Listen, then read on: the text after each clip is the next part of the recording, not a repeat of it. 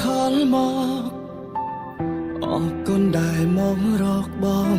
និយាយពីគេប្រាប់បងថាមានរឿងអ្វីគេធ្វើឲ្យអូនឈឺចាប់ស្ទើររៀងរាល់ថ្ងៃឲ្យបងជួយកាត់រឿងថ្លៃត្រូវធ្វើបែបណាមិនបាច់មានចំឡាយកូនអាចឆ្លើយខ្លួនឯងបានដែរព្រោះគេត្រឹមតែមនុស្សដែលមិនស្មងនឹងអូនឲ្យបងត្រូវធ្វើបែបណាបើជីវ៉ាមិនតន់អងអាឡ័យបងដឹងចិត្តថ្លៃសែភ្នែកចរណៃអូននៅមានគេចាប់ដៃស្ងួនអងរួនប្រាប់អូនកុំទៅរកគេឬអូនភ្លេចហើយមែនទេគេធ្វើឲ្យអូនឈឺចាប់យ៉ាងណាក្រែងប្រាប់បងថាគេនោះជាមនុស្សប្រមិនល្អមិនគួរយកខ្លួននៅក្បែរតែពេលនេះអូនកេងកែតែរកគេនោះវិញបានមិនបាច់ប្រាប់ថានឹកបងនឹងតែអូននៅស្នេហ៍គេរឿងដែលមានមេប្រាប់បងនោះជារឿងអ្វីទៅបងមិនយល់ប៉ុន្មានមិនដឹងខ្លួនឬគេធ្វើឲ្យឈឺយ៉ាងណាត្រូវចាំទុកថា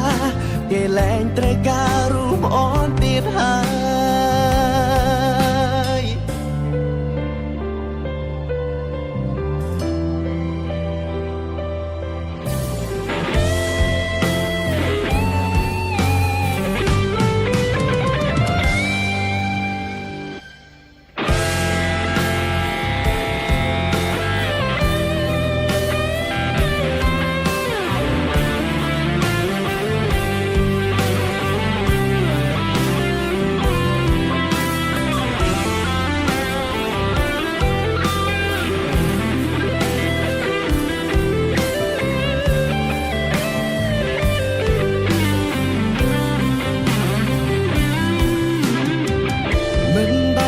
ចំឡាយ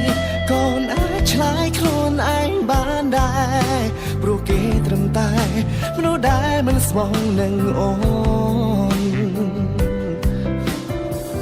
ឲ្យបងត្រូវធ្វើបែបណាបើជីវ៉ាមិនតន់អងអាឡ័យបងដឹងចិត្តថ្លៃសែភ្នែកចរណៃអូននៅមានគេចាប់ដៃស្ងួនអងរួនប្រាប់អូនកុំទៅរកគេឬអូនភ្លេចហើយមែនទេគេធ្វើឲ្យអូនឈឺចាប់យ៉ាងណាក្រែងប្រាប់បងថាគេនោះជាមនុស្សប្រមិនល្អមិនគួរយកខ្លួននៅក្បែរតែពេលនេះអូនកេងកែទៅរកគេនោះវិញបានចាំដៃស្ងួនអងរួនប្រាប់អូនកុំទៅរកគេឬអូនភ្លេចហើយមែនទេវាធ្វើឲ្យអូនឈឺចាប់យ៉ាងណា